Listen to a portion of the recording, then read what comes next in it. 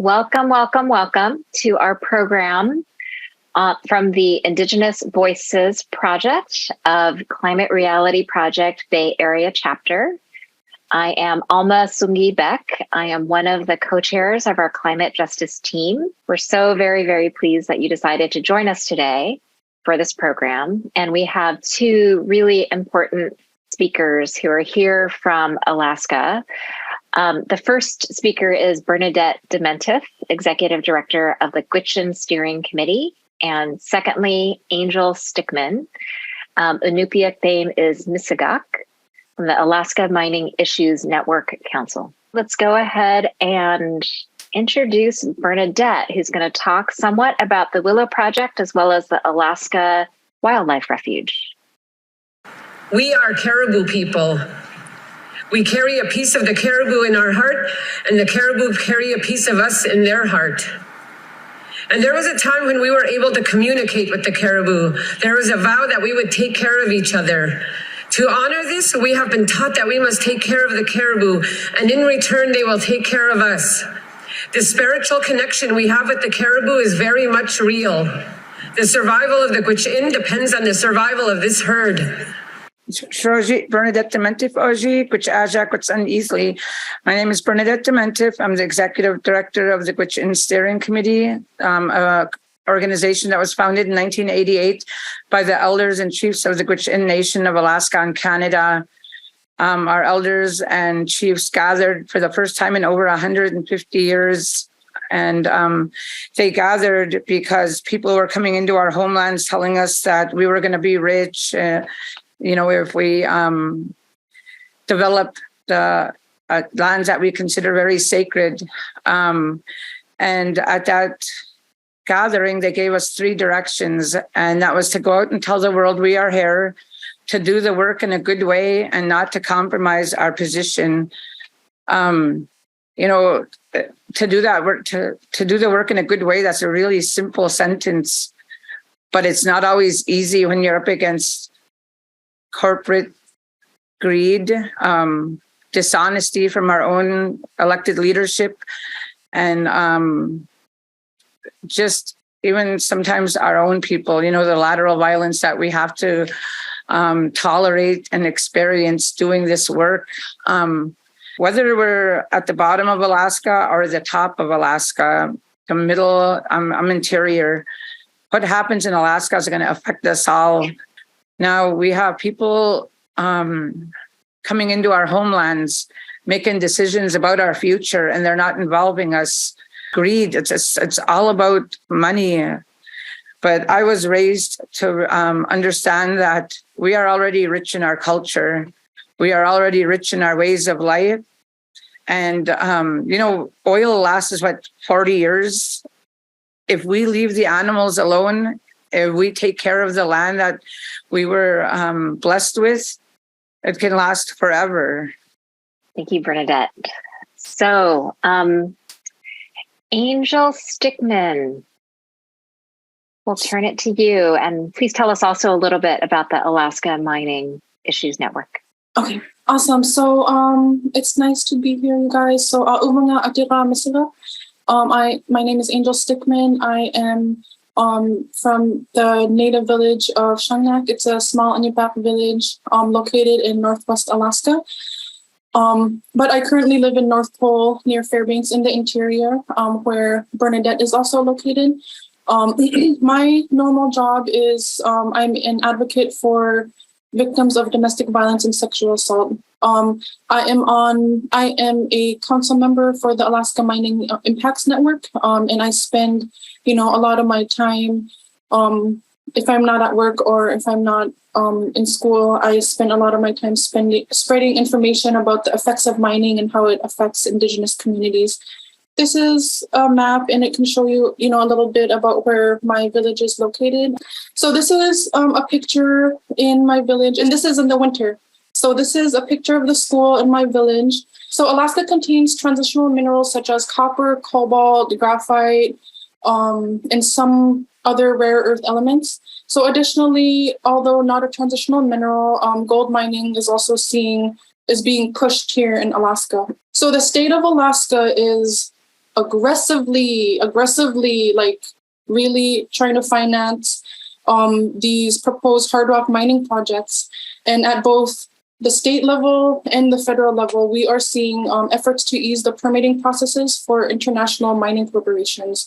And along with the 5 current running mines here in Alaska, there's over 10 industrial scale hard rock mines currently trying to be explored or permitted here in Alaska. So you can see here on the map. So I want to now talk about the Alma Road project here in Alaska. In order to reach the Alaska Mining District, which is where my village is located and other tribes, the state of Alaska has proposed to build a 211-mile long road cutting through the Brooks Range, crossing 2,900 streams, 11 major rivers, 1,700 acres of wetlands, plus intersecting 3 caribou herds migratory routes. So the road in itself is destructive, and they want to reach the area so they can build a huge mine. So I want to talk, a little bit about my village. So this is the Kobuk River, and this is what I've been talking about. And why I'm doing this is because of this river right here. So my village, as well as other villages, are located next to this river. And all of these villages, including my village, rely heavily on this river for fish. We rely on this river for water. We rely on it to survive. If we didn't have this river, I don't think anyone, would live in this area. And another important reason why this is important is because we travel to each village using this river. A lot of people don't understand is that, we're not connected. All of the villages in Alaska are not connected with roads. And I feel like that's what makes it unique and why, that the environment is so good is because we're not connected, you know what I mean? So we would travel in a small boat and we travel for hours, right, to our fish camp. And what we would do in fish camp is we would fish and we would help my grandma, wash the fish and dry it on a rack like you see here. And so this is in front of my grandpa's house. Unfortunately, our camp was affected by erosion. So my grandpa made a fish rack in front of his house. And the picture right here to the left, these are stairs down to the beach. And so, each family is different. Sometimes they go to their fish camp every summer, or they go down the beach. And then there's a lot of fish racks down here lined up where, people can go fishing and then come back to town and hang their fish here. So this road and mine will forever change our ways of living. It will affect our traditional foods and our lives. And it's just, it's going to be really devastating. I want to say to people who think mining is 100% the answer is that electric cars and the latest iPhones are not worth the destruction of my homelands, of my water, the health of our water, the health of the people, our caribou, that we catch every year. So as Alaskans, we are on the front lines of climate change. And as according to the EPA, over the past 60 years, the average temperature across Alaska has increased by approximately 3 degrees. And so this increase is more than twice the warming seen in the rest of the United States. We know we need to transition to clean energy, but we must center rights and equity and avoid replicating one form of harmful extraction for another, right? So this slide is fairly self-explanatory, and I think the most important bullet point is the last one. So if you can take a look at that, mining disproportionately harms Indigenous communities. So this slide has a ton of information, but it shows that there is hope, especially with good advocacy efforts and political will. So we need policies that encourage recycling. We need R&D investments to advance battery technologies that rely on less mineral content, right? We need to invest in and incentivize public transit and bike transit infrastructure. We need stronger standards, not faster processes. Like Bernadette said before, our leadership is not telling or not really fighting for us. We're fighting against them because they are, they want greed. They want to extract minerals from the land, and they're not, representing us right. We speak for ourselves. And that's why I'm so glad that, like Angel's here, because I'm not permitted to speak for other tribes. I'm only permitted to, because we represent 14 communities throughout Alaska and Canada. But I was always told not to, to share the platform. And, because it's not just about us, but we're Alaska Natives when it comes down to it. We're real people. We're mothers, we're fathers, we're grandparents, and we matter, and our children matter, and our future generations matter. We have record-breaking fires. We have 33 coastal communities dealing with erosion, and the Willow project. They're just diving in there. They're not respecting the Indigenous peoples there.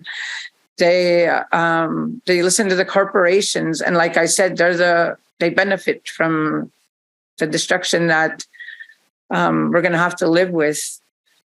I think we've all pretty much had enough of it, and we need allies. We need support. We need people to tell our stories, because we're not being put out there, and we're the ones who's going to have to live with all of this. Our children. We're not giving up. That's not an option for us. This is our home. There's nowhere else for us to go.